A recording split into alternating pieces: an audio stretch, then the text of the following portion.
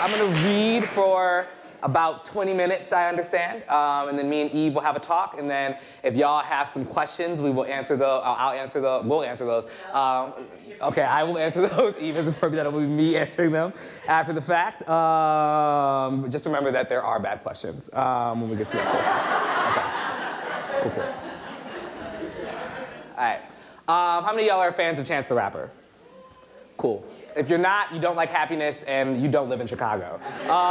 So I'm just gonna start with this poem, just to like get us in the mood. So this borrows a line from Chance, from one of his favorite songs of mine. It's a rather silly line, but the poem is called "Ooh, You Look Like." Usually heard when trying to receive services from a service industry employee. When you make it to the front of the line and said employee is ringing you up and looks upon your face and sees a face not yours and so says, "I know you, don't I?" To which you say, "Maybe you went to Central." To which she says, "Nah. But you know Shanice," but you don't know any Shanices particularly well. So you say nah, but then her fingers snap and face lights up the way your mamas do when she has an epiphany and she says, "Oh, you look like Kenneth," and so calls over Tasha to confirm that you indeed do look like Kenneth, to which Tasha says, "Hell yeah," dragging out the whole thing to let you know indeed how much you look like the man that you do not know. And this whole moment, you hate. Not because of this small little ritual of looking like someone, but because the whole time you ask yourself, just what the fuck does Kenneth look like? And so you take to the phone book to find Kenneth, but upon realizing that A, the phone book still exists, and B, it's listed by last name, you take to the internet to look up every black man in the metropolitan area named Kenneth, Kenny, or Ken with only minimal breaks to watch a little bit of porn. But upon realizing that Photoshop is really user-friendly nowadays, you decide to find Kenneth. And over the course of 3 months of sleepless nights of waiting outside the homes and jobs of every black Kenneth in town, and 19 visits to prison for the 19 black Kenneths in prison, and tracking down 2 black Kenneths who ain't been home in a while, and laying 6 flowers on 6 graves with only minimal breaks to watch a little bit more porn, and only having one situation when Ken would get a tad bit weird when Kenneth 47 caught you looking at more than his face in that restroom you followed him into, you conclude that nigga Kenneth looks nothing like you. Tasha be lying. Fucking Tasha.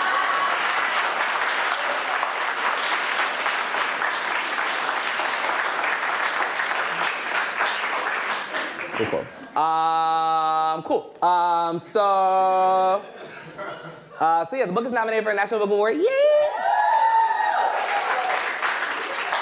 If you're a praying person, pray for me. There are a whole bunch of fine people nominated in the poetry category, but you know me. So pray for me, all right? No, it's a really good thing. So the book was originally 2 books, but then my editor told me I could only have 1. And so now there's 1. One of those books was about sexuality, like sort of a coming-of-age thing, thinking about sexual history. It eventually evolves into poems surrounding HIV. In 2014, I was diagnosed with HIV. Don't worry, I'm fine. My meds, Minnesota has good health care. Sometimes nice meaning people like to come up to me and cry on my shoulder after. Don't do that, I don't know you. And the other book was thinking about police brutality and sort of how police brutality and how America makes sport, tradition, and an economy happen off the oppression, suffering, and murder of black people. And also, like, how do we as black people then find joy and maybe create alternative realities for ourselves within that? And then there were some poems that were born of like having these 2 different conversations about mortality at the same time. So I'll read around the book tonight. I'm gonna read 1 new poem somewhere in the middle, and then we'll get into our talk. Cool. So how many of y'all are familiar with the product known as Vaseline? Okay. Good. So as you know, you buy 1 tub of Vaseline and it lasts you the rest of your life. There's always a little bit to squanch from upon the side. So this poem is called A Note on Vaseline. It's a note written to a younger version of myself when Vaseline was very, very important, around 11, 12, 13. It's about jacking off. Cool. All right, we got it. A note on Vaseline. Praise the wet music of frantic palms, plastic toilet cushion, and shiny fingers, your eyes shut, rebuilding how Sherry bent over in math, or how Latrell walked around after gym class, his his underwear too small and brand new manhood undeniable. Praise the endless tub of grease. It's been the same empty, but not empty your whole life. This very same Vaseline you're using to polish your favorite body part was used by your mama to slick her face when Miss Latrell from over on Head Street called her a frog-eyed bitch back in '76. Same grease your auntie used to make a disco ball of her small brown mouth when she decided it was time to put it on Craig at the skating rink. This same family-sized tub has been young with all your elders. It soothed Grandpa's gout, Grandma's fryer burns, and Saturday morning bruises. Praise petroleum. How oily and blessed the space between your fingers. Remember that supple blade between thumb and index sends you to the guts of stars. Remember this grip. When men use the stuff to prepare you for their want, when they leave you throbbing, tender, and whistling from the wrong mouth, all your bones replaced by yolks, you will never have enough spit, and this is how men will want you always. Slug, slime, slick of a man, a twitching tunnel of left palms.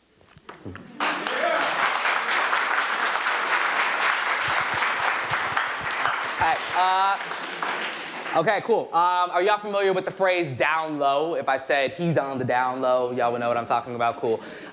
If you're from a slangly challenged neighborhood, that means that somebody is homosexual on a need-to-know, down-to-hoe basis, okay? This is more slang. So like no brain, no knowledge. Got it? Good. So this is called At the Down Low House Party. So imagine a party full of men who are gay but can't admit it.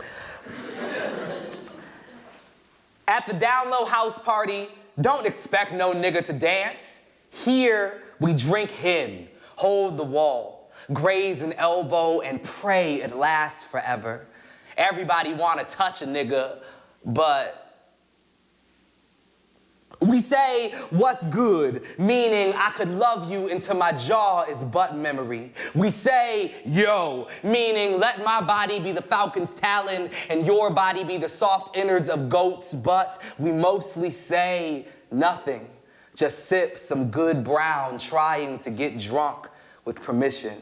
And sometime between here and being straight again, some sweet-boned, glittering boy shows up, starts voguing and shit. His sharp hips pierce our desire, make our mouths water, and we call him faggot, meaning bravery.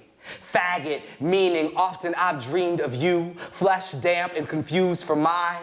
Faggot, meaning hail the queen, hail the queen. Faggot, meaning I've waited ages to dance with you.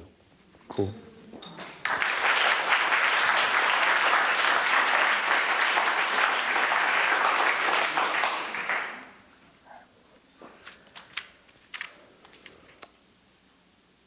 It won't be a bullet becoming a little moon, bright warm in me one night. Thank God I can go quietly. The doctor will explain death and I'll go practice. In the catalog of ways to kill a black boy, find me buried between the pages stuck together with red stick. Ironic, predictable.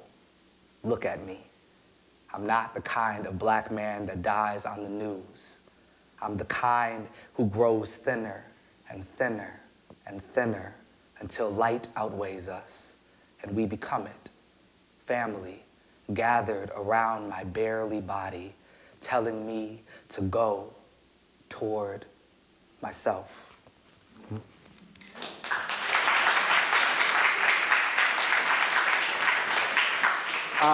So this poem is one of the ones that was born out of like smashing the two books together. So how to think about these two different modes of mortality in the same poem. So this is called Every Day is a Funeral and a Miracle. 1. On the bad nights, I wake to my mother shoveling dirt down my throat. I scream, Mom, I'm alive, but it just sounds like dirt. If I try to get up, she brings the shovel down, saying, I miss you so much, my sweetest boy. 2, my grandma doesn't know, so don't tell her. If you see her with this poem, burn it, burn her, burn whatever you must burn. How do you tell a woman who pretends that you're just having trouble finding a wife, that once, twice, daily, a man enters you, how your blood smells like a hospital, graveyard, or a morgue left in the sun? 3, hallelujah. Today I rode past 5 police cars and I'm alive to tell you about it. Now, what to do with my internal inverse? How will I survive the little cops running inside my veins, hunting white blood cells, then bang, bang, I'm dead? 4, today, Tamir Rice. Tomorrow, my liver. Today, Raika Boyd. Tomorrow, the kidneys. Today, John Crawford. Tomorrow, my lungs. Some of us are killed in pieces. Some of us all at once. 5, do I think someone created AIDS? Maybe. I don't doubt that anything is possible in a land where you can burn the body with less outrage than the flag. 6, hallelujah. Today I did not think about my blood. Shit. 7, what is the shape of my people's salvation? Name a thing that can't be made a weapon. Can you point me in the direction of the doctor, witch, or medical? No matter, I got this problem. I was born black and faggoty. They sent a boy when the bullet missed. 8, look, I'm not going to manufacture any more sadness. It happened. It's happening. America might kill me before I get the chance. My blood is in cahoots with the law. But today, I'm alive, which is to say, I survived yesterday, spent it ducking bullets, some flying right towards me, and some trying to rip their way out.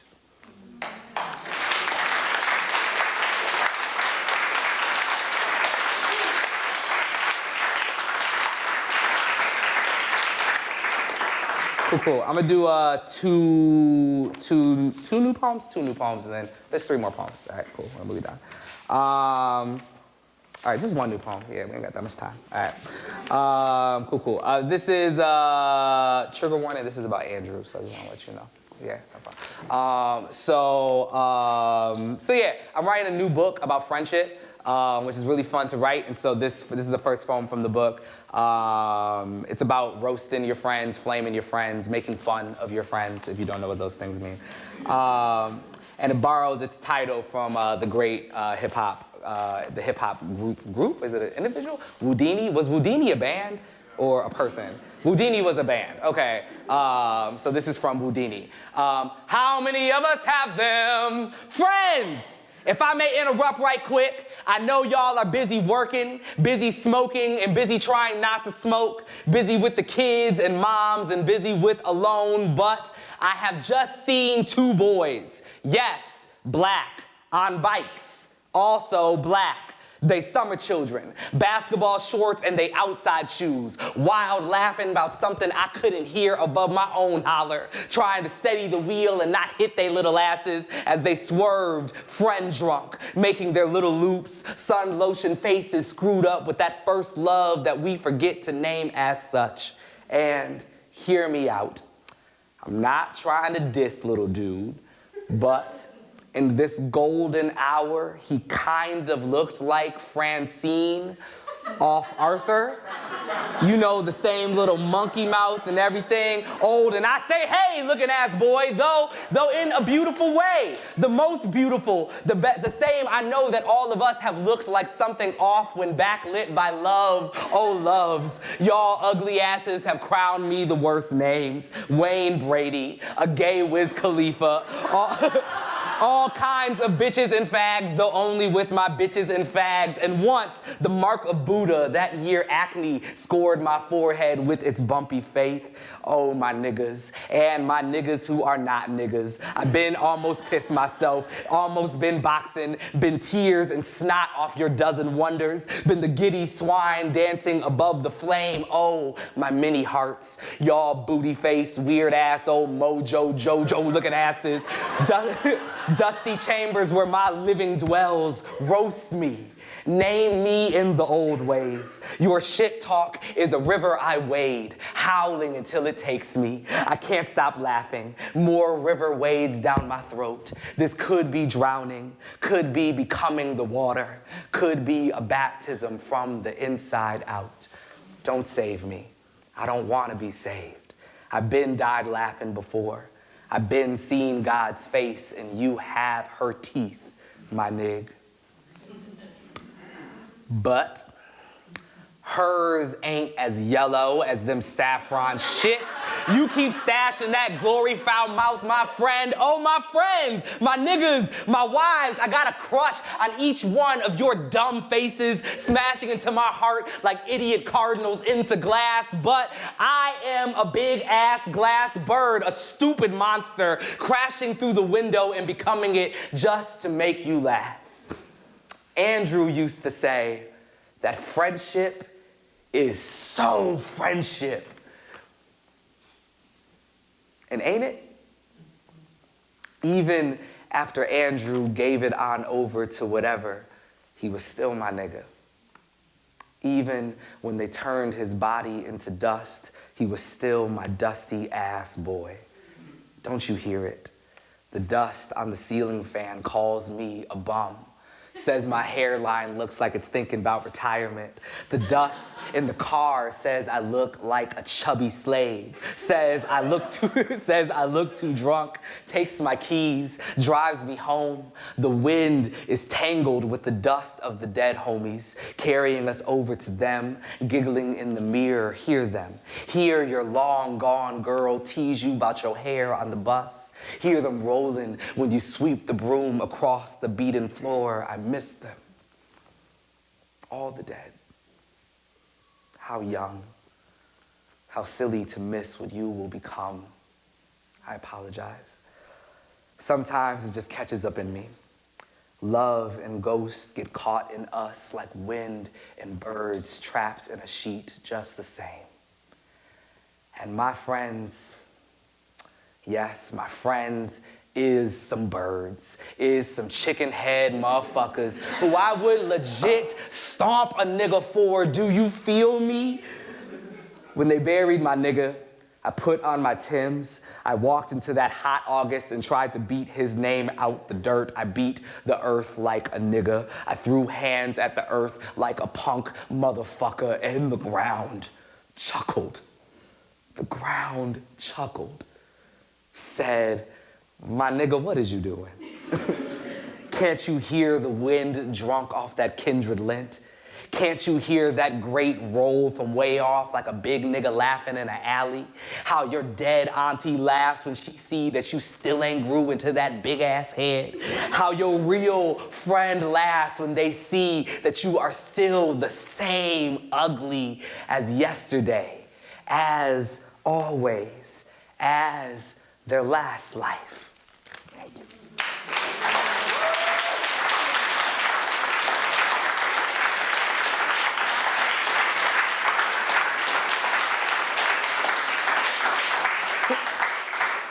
I got one more poem. Should I do Dinosaurs in the Hood or Dear White America? I get to pick? Yeah. You know I'm going to say Dinosaurs in the Hood. Okay, cool. If you don't want to do Dinosaurs? I can do either. Okay. I'm just asking. Yay. Either we go into the conversation hella political or like a little giggly and political. So. Giggly. Okay, cool. All right, cool. So this is the last poem. Thank you. Ooh, that poem takes a while. You should look up Dear White America. Yeah, look up Dear White America. Yes, yeah, look it up later. All right. If we have time to read at the end, maybe? Yeah. All right.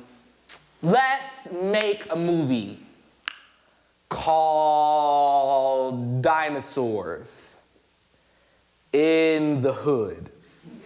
Jurassic Park meets Friday meets The Pursuit of Happiness. There should be a scene where a little black boy is on the bus playing with a toy dinosaur, then looks out the window and sees a T-Rex, because there has to be a T-Rex. Dumb motherfucker. It's a dinosaur movie. What the shit did you think was gonna happen? Oh my fucking God. Don't let Tarantino direct this. In his version, the boy plays with a gun.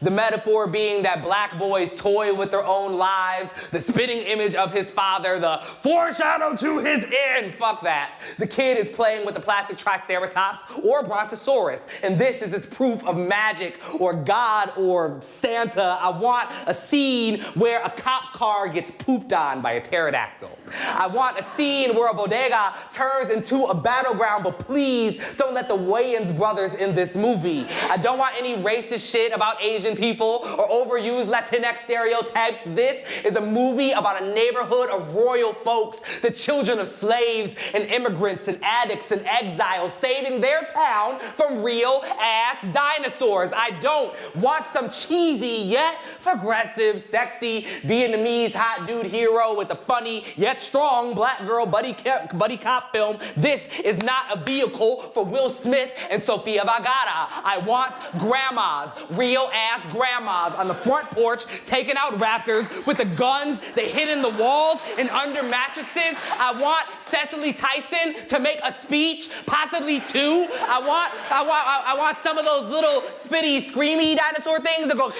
I want Viola Davis to save the town in the last scene with a black fist afro pick through the last dinosaur's long scaled neck, and this can't be a black movie. No, this movie can't be dismissed because of its cast or its audience. This movie can't be a metaphor for black people and extinction. This movie can't be about race. This movie can't cause black people pain or be about black pain. This movie can't be about a long history of having a long history with hurt. This movie can't be about race. Nobody can say nigga in this movie who can't say it to my face in public. No chicken jokes in this movie. No bullet holes in the heroes, and nobody kills the black boy, and nobody kills the black boy, and nobody kills the black boy for once.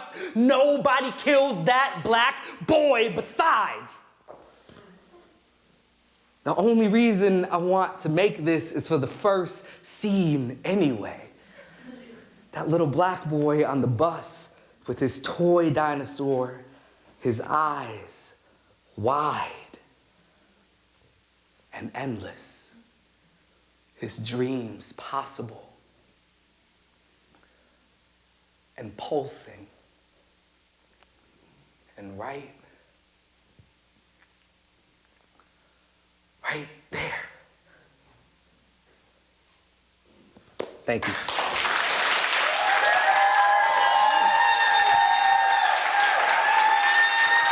Oh my God.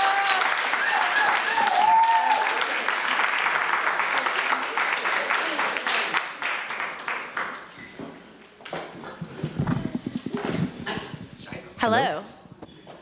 How are y'all doing? Are you messed up? I'm super mad. Are you like all in your feelings? I too am all in my feelings. I prepared a series of questions for my dear friend Danez, who I love and respect so much. Although now that we're up here, there's a great risk that we might just talk about cartoons for a half hour and never be invited back. So thank you so very much. Let's give one more round of applause to Danez.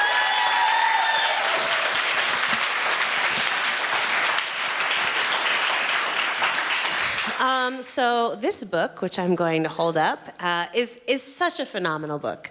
It is so incredible. And I'm so proud to know you and to be working and living in your time. And one thing about you that I really respect is that you have what I believe is a healthy sense of discernment about what really matters. So you've been an incredibly successful poet by a lot of metrics, but I also don't believe that those are the metrics that really, that you wake up and judge yourself by every day, even though you work really hard for those things. So what I want to ask you is, what is it about this book that you are most proud of? Okay. Let's see. From a purely selfish point of view, I think that I think it's my best work. And I think because I really dedicated myself after my first book to being a student of craft in a very intentional way and not letting that sort of be accidental in my work.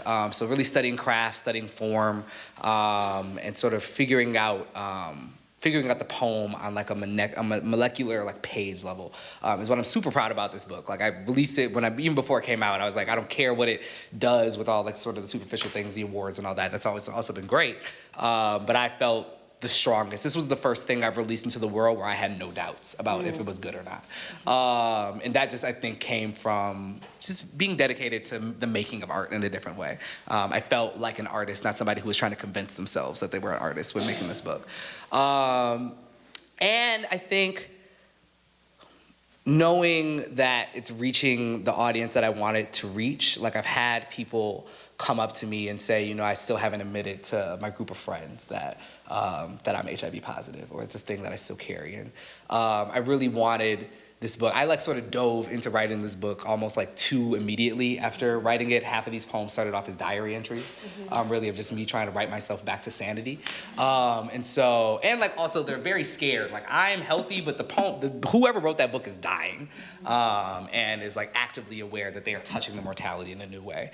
And I think talking about that so openly and hearing people say that the book is actually doing the thing of destigmatizing HIV for them, or saying like, now I feel open, I can send, you know, my friends or my mother these poems to start to have these conversations. That is what's most rewarding, because that's that sort of invisible audience that I'm writing for, who is an audience that I also stand in that circle with, as brothers and sisters and siblings. And so that's what I'm proud of. Yeah. That's a lot to be proud of.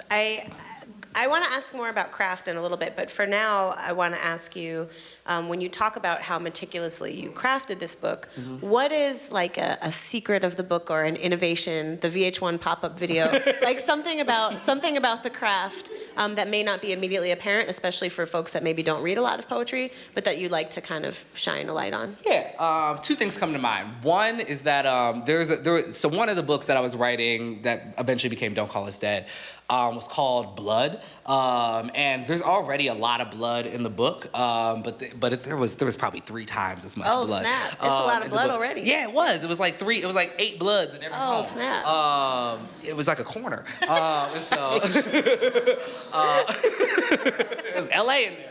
And so, oh, that's silly. That's for people who went to school. Yeah, so there was a lot of blood, and so it was a fun exercise in sort of explosion and then restraint. So sort of leaning on this word super heavy, just like letting it pop up in every other line, and then in the editing, trying to pull that back and then really decide where I needed the page to be bloodied and where I could also go for something else. And I think every other poem in this book is like secretly a sonnet.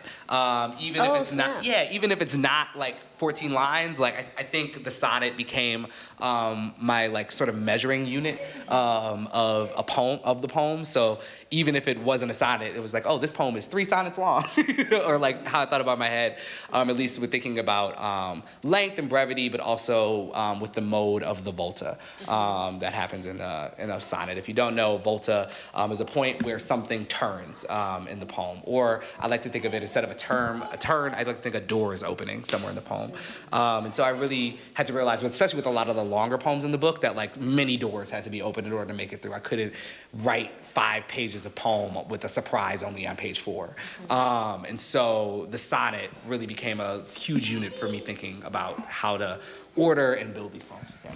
Does the notion of a volta have a symbolic resonance for you? I almost, as we were, you and I are both, you probably more than me, or you're more knowledgeable than I am about astrology and kind of the woo-woo things of life, but you know, I dabble. I was reading Shani in the cab right over here. Yeah. And I almost think about something that's interesting about like tarot and astrology is you have these symbols that are supposed to be resonant across life, right? So I almost wonder like if you're pulling a Volta card and what that means for you to, I write some poems, you know, and what the resonance is for you of the turn, or I like this idea of a door opening in the work and then in your own life. Ooh, I guess I've really thought about it in my own life, but I like this idea. I think for me that's also something like very Baptist and Christian. Like, it's always just like, a change is gonna come. It's like always right around the corner. If you pray on it, Jesus is right there. The Volta may not come when you want it to, but it come right on time. May not come when you call it. But I think doors. So I use this when I'm talking to like people. Like I think about doors a lot in my own life, about like what doors are opening and what am I actually prepared to walk through. And I think that resonates with the poem too. I think you can't walk through a volta in a poem unless you as a poet are ready to deal with what comes on the other side of that turn. And that's where the poem really starts to get real. I think a lot of the stuff is you just sort of pre-writing to lead up to the volta, and after the volta is what you weren't ready to admit to yourself, and that's where you really walk into it. And I think that also. I take my question back because I wasn't ready. But do go on. Okay, but I think that also, and I think this is. I was talking about this in another conversation. I think what happened was there are many truths that I had to admit to myself because I dedicated myself to form, and so because I told myself I'm going to make this crown of sonnets, I couldn't stop. Maybe I had said. So there's a poem in there called Crown, which is a crown of sonnets. And I probably said what I sought out to say, which was I don't know, in the first sonnet, and it was the volta that really showed me oh, this is what I'm actually talking about. And so I ended up writing this poem about what it meant to sort of be saying goodbye to parenthood and becoming HIV positive. I didn't really think I had those feelings yet. I was running around them, I think, in my own emotions, but once I dedicated myself to form, I was 8 sonnets in, and I was like, oh shit, I wanted to say these first 2 sentences, and I've had to admit so much of myself, and I only got to experience that truth and that depth of myself because I had already committed myself to the form of the poem. And if I would have sought to do it free verse, I think I would have let myself get off easy. That's something about the utility of form that I feel like I've never heard somebody articulate before, which is that it pushes you to get to a point that it's like going to a personal trainer who makes you work out, right? As opposed to just doing it on your own. It makes you get to a place that you may not ever otherwise get to. So shout out to form. Something that you are really committed to is creating worlds for Black boys to be themselves and to be loved and to be seen and to be centered and to be heard on the page. What do you see as the distance between that world on the page and the world in which we live? And also, where and what are the spaces where you're able to articulate that in your own life for yourself and feel seen and feel loved? Yeah. Well, I think it's hard, right? Because I think a lot of the spaces that are even considered safe for Black boys are not safe for every Black boy. Or even the people that love us they don't always love the whole us in a way. And so I think what I'm trying to do in my poems is build a place where Black boys not only can be free from violence and from, bullshit that is called law, but that they can also be free to be queer. And Black boys are free to be girls if they want to, and all these possible freedoms that I think when I look at the world, even spaces that are safe for Black boys might not be the safest space for a gay Black boy, or a Black boy that is thinking, what if I'm actually a girl, or a Black boy that is thinking any of these other wild thoughts about themselves, because we sort of keep Black men safe within a box that we think is not only safe for them, but also creates the type of Black man that we want to see, which is the cis, heteronormative, head of the household, blah, blah, blah. So we coddle people into restraint, which I don't find exciting. And so I think in the poems, while I am trying to free them, I think on the surface level, what most people are able to see is that Danez is sort of fighting against whiteness and sort of all the dangerous tools of that that enter the world. But it's also trying to create a place where we can define Black boyness for ourselves. I think for me, I'm actively still seeking out that. And the second I think I'm freed from some type of shame, I find another one. And so I think it's a continual process of trying to prepare myself and always trying to augment my relationships with people around me to make it a safer and more full space for me, because I discover more of myself every day. And so then I have to let my family and friends know, hey, there's more of Nezzy now to make space for. Here's a new thing about me. So, here's a new thing I learned about myself on that road trip. So let's recognize that now. Memo, you do a press conference to attention everyone. You send out the press conference. Right. I mean, part of what it seems like you're doing to me is trying to develop an affirmative masculinity that is not only defined in relief against like violence, right? A masculinity that is not only defined through patriarchy. And I think it's also toxicity. trying to maybe connect Black manhood, as in grownness, to something that is lost in boyhood. Boy is a very resonant word in my work. I think about that word all the time. And because there is an innocence in a play that is allowed at boyness, that when we cross over into realm where you're considered a Black man, that you instantly lose. And it's all of a sudden, it's almost the prison that we're trying to avoid in a lot of ways. And I'm sort of interested in that realm of wonder that can come in boyness, where a boy can be a wife to his best friend, that kind of play, that kind of sweet freedom. Yeah. I love the roasting poem that you read, and it makes me think of my favorite image in the summer, which is Black boys, where one is riding the other one on the back of the bike on pegs, right? And I'm just like, to me, there's such a tenderness and sweetness to that that I think is then lost like a year later, right? So something you and I have talked about a lot is how when you are a Black poet and or when you come from, I know it's hot, and or when you come from any kind of performance background, there's a presumption that you don't care about craft, right? Right. Or that you're somehow unstudied, or that you're just getting your unprocessed raw feelings. Raw. That word raw. The raw, I know. Always with the raw feelings on the page. Always with the raw. We did an event together a couple weeks ago that the poster said "Slam on the Hill," and we're like, there's no slam that will be occurring tonight. We're just Black. We're just reading. We're just gonna read poems off of paper. We're just Black and not boring, yo. We're just Black and not boring. Sorry. And then afterwards, this really kind older woman was like, "Thank you. This is great. This is my first poetry slam." And I was like, and I didn't have the heart. And then she went to Danez and was like, "This is my first poetry slam." Danez was like, "Great, but not actually a slam. That you have still not attended a poetry slam. We just read out of books." Anyway, so we've talked about this a lot, but you are, I think, one of the most deeply attentive to craft, people who is deeply attentive to craft more than anybody I know.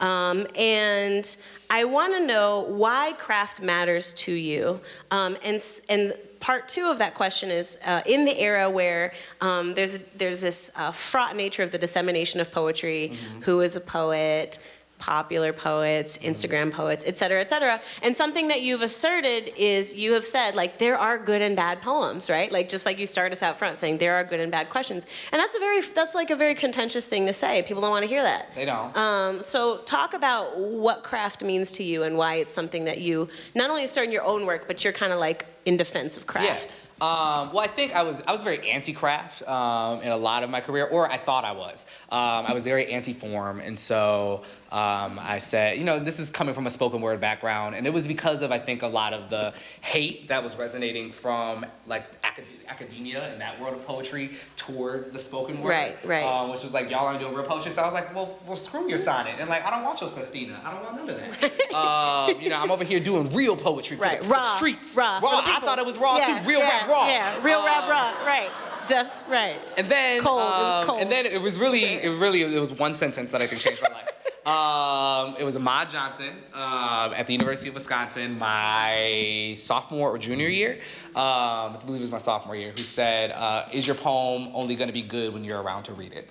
And that screwed me up. And it sent me to the page. Then I wanted to discover these people who were good poets outside of their bodies. And I wanted to discover these people who were doing real rap raw on the page. And so I went to that and I saw how these people were using form. And I think what happens with form and what it offers me is that at the end of myself, form picks up.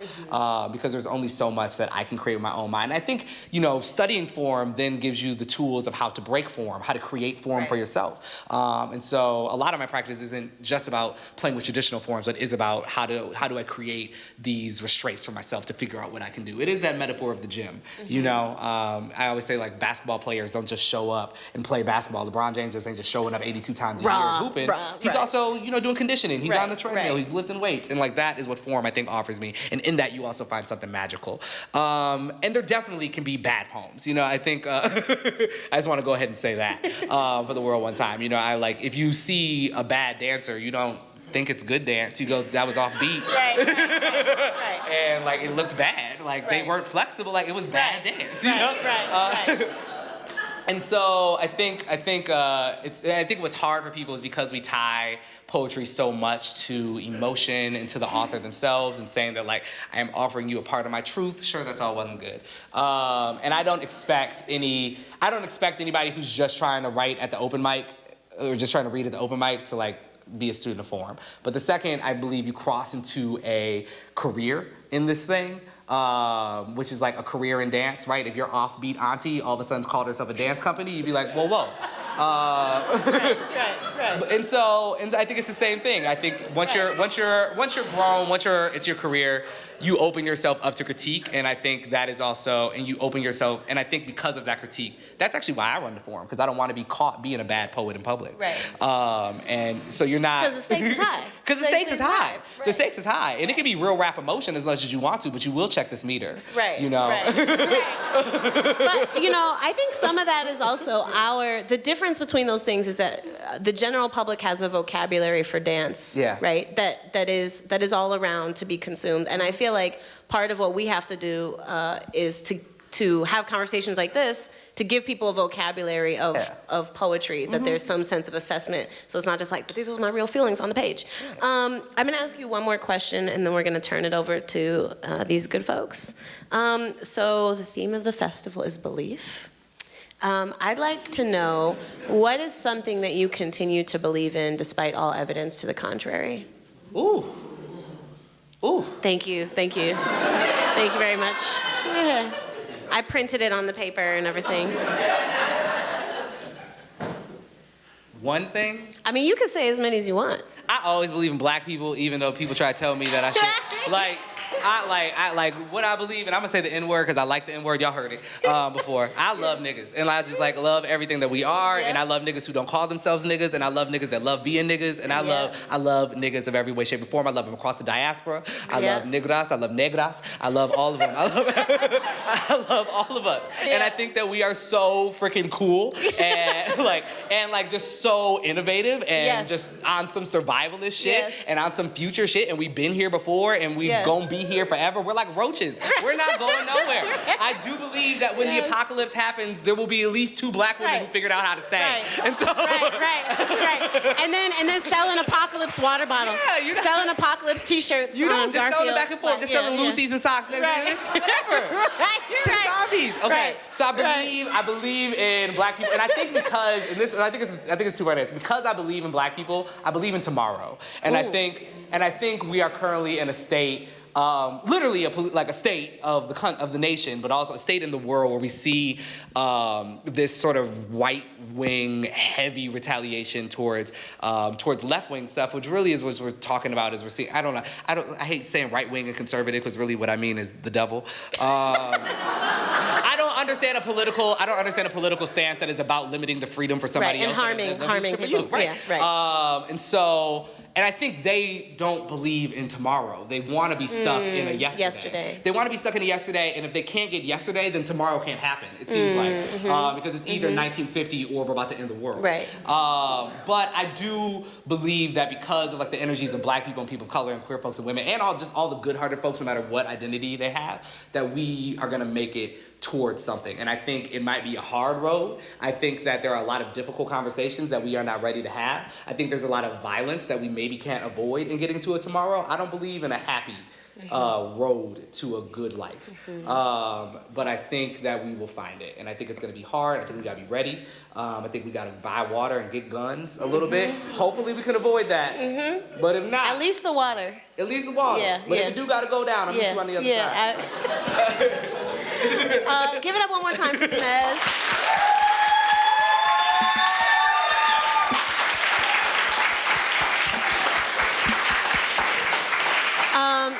Before I take a question, have you been to the Black Smithsonian yet? Yes. Yes. Did you see on the top floor the banjos? Yes. So I took a picture of the banjo and I posted it on Twitter, and someone was like, dang, even the thing that is like the most rural white thing, they stole from black people. I was like, wow, black people invented banjos. Who knew? Who knew? With that, I'll take a question. I'm about to start listing out things we invented that they took. Dandruff. Right, rock and roll McDonald's. Right, all the things. All the things. Yes, Jasmine. I mean, yes, ma'am, in the front. Yes. What's I follow you on social media and like your presence and stuff. I was wondering, have you ever written a poem we've shared memes back and forth? So I was wondering if you've ever written a poem that's like about a meme. The question was, have you ever written a poem about a meme? Yes, I have like a secret set of poems that, they're me making my own memes. So, okay, this is gonna sound dirty. But sometimes I like to like pause my porn on like very awkward faces that they're making.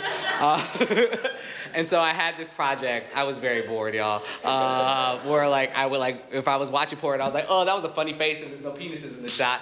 Then I'd like freeze it, take a screenshot of it, and then like write a meme. So like it's a whole bunch of people's faces like this, be like, ooh, and then be like, when your auntie finds out your cousin smokes weed, and then and I wanted to like just make a gallery where it's like these poems about aunties with just like these men mid-coitus. So that's my poems about memes. And they do exist though. I would definitely, if you want to get in on some, like a meme 30 for 30, I would definitely do that with you, yeah. I want to do one of that meme where Aretha Franklin walks in and puts her purse down and then walks. Aretha Franklin is always putting some down. There's also the meme, or I guess these are gifts. Yeah, they're gifts. Yeah. Yeah. Great, no, not the Great Gowns one, but when she, it's her at the Kennedy Center where like she has on this fur and she's about to sing, she drops it and then keeps on walking. It's the best thing ever. Next question. Oh, now I need a fur. That needs to happen. Yes, hi. Oh, great. Hi. This is my first time hearing you, finding out about you. My company sponsored it. The reason Well, thank you. Thank you. Hope you had a good time. Absolutely. My question is, with all of the wonderful thoughts that clearly rolled through your mind, what inspired you to take your craft and tie in so many nuances of the LGBTQ community life, the violence against youth, and create this political motif that also is hilariously funny?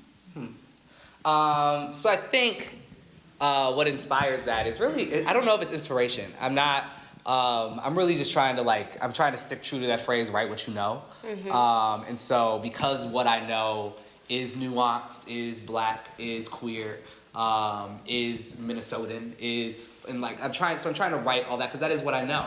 I don't have time to write about flowers, and when I do, it's even usually about black people secretly. Yeah. I have several poems about black people that are clearly about flowers. So yeah, I'm just trying to write what I know. I think where the comedy started to come in, I was it was also kind of selfish, but I was doing readings and I was just starting to tour, and all I had were sad poems. And it didn't bring me joy, it didn't bring the audience joy, and I wanted to have joy be a more active practice of my art. And because I embody so much joy. You're funny. Also, you're funny. You're super funny. I'm fucking funny. Yeah. And so I wanted to bring my full self to the poems too. Not just to be this very serious, political, or reflective confessional poet only within my art, but also saying like I like to laugh. I'm good at making people laugh. How do I also marry that into the poems too? And that was a hard practice, but it was figuring out that balance. How do I show up as fully Danez, not just poet Danez, in the work? And so, yeah. Okay, huge fan, obviously. Just question for you, Danez, personally, what's your favorite line that you've written so far? Ooh. Just like spit it for us and let us know why it's your favorite line. Oh, yeah. That's a great question. My favorite line that I've written. Or recently, yeah, you look in the book. No, I can do it. It is, where's it at? I don't want to mess it up. Okay, so I think this embodies it. So it's from this poem called Tonight in Oakland. Tonight, prisons turn to tulips, and prisoner means one who dances in a yellow field. And I think I really like that because I think poems are just they're little transformation machines. And in that poem, anything can become anything else. And I think when I think about what my poetics is, it's like taking the ugly of this world and trying to just transform it into something beautiful. So just turning those prisons into flowers makes me really happy. Yeah. I think there's a question in the back. Or no, are you just hanging out? Okay, Adam. Oh, right here. Kara. I mean, person in the front that I've never seen before. Hi. So I'm a poet, and I think like a lot of times with poets, like we feel we have like an obligation, like we feel like we have a responsibility to like always dedicate ourselves to poetry, but like poems aren't really like therapeutic all the time. Like they're literally like taxing and like emotionally draining. So like since you're like doing so much work that's like very heavy, like even with the humor, I was wondering what do you do like for self-care? Because I think that's like equally as important. Yeah, for sure. Well, one, I just want to say publicly, as I will take every chance to say, that poetry is not therapy. Yeah. Therapy is therapy. Therapy is therapy. Therapy is therapy. But dance is not therapy, although dance therapy does exist. Poetry is not therapy, although therapeutic writing workshops do exist. Singing is not therapy, although there are musical therapists. But therapy is therapy. So yes, you're spot on with that. I think what I do for self-care, well, one, I know I don't always write the poems that I know I'm not ready to write. And I only do that when I feel like I'm in an emotional space where I can do that work, where I can afford to be sad in my emotional state, and when I know that if need be, I can have like quick access to like people that I love that can like help pull me out of that space, or that will just let me be sad around them. So I don't always feel the need to rush towards a poem. Also, I try to write things that bring me joy. You know, if I know then it's hard. You know, it's not always fun to write when you're happy, and I think that's the thing that all artists figure out sometime later in their careers is how to write from a place of joy. But I really try hard to do that. What I do for self-care is I take in more art. That is not poetry. And I think this is a good part of anybody's artistic practice. So, and even when I'm feeling low, like I can't write any poems. It's about, I go watch dance theater. I go check out plays. I listen to new albums. I listen to rap. I like freestyle while washing the dishes. I like go to my elders and my family and my community and ask them to just tell me stories, partly so I can start to have an oral history of that, but also because I like hearing my elders tell stories and it's fun. And I would do that regardless of if I was a writer or not. And so just going to the things that bring you joy, filling back up your tank, I think is maybe the biggest thing to take from that. What other art forms are you taking in to help replenish the well, so that way you can go back into those poems that might be more difficult. So, yeah. We have time for one more question. I wanted to ask, what does rigor look like? Because I'm a person who has lots of different creative practices, and some of them are for my livelihood. I'm fortunate. I feel like I get to, all of my practices feed me on many levels, not just literally. Right. But some I feel like I can put that kind of time and energy into, and then others feel like they're for me. And I'm noticing that my rigor is not the same. And for my writing practice, my rigor is not the same as other kinds of creative outlets. So I'm trying to figure out how do I create a consistency? And so I wanted to ask you about just your thoughts on a rigor around your work, a discipline around it. How does that work for you, and what can you suggest for someone who's trying to make that kind of structure for themselves? Yeah. I think rigor for me has and will continue to look different at whatever else is happening in my life at that moment. And I think rigor to me just translates to pushing yourself even just a little bit and going a little bit above and beyond what you're able to do. And so I've gone through periods of my life where writing a poem a week felt like making it over the mountain. I've had times in my life where I have the ability to write several poems a week, or even to write a poem a day. And so then the rigor, that's actually when I started to look towards form, right? Is when I was like, okay, now I actually have time to write all the time, so how am I gonna push myself in that writing that I'm doing already?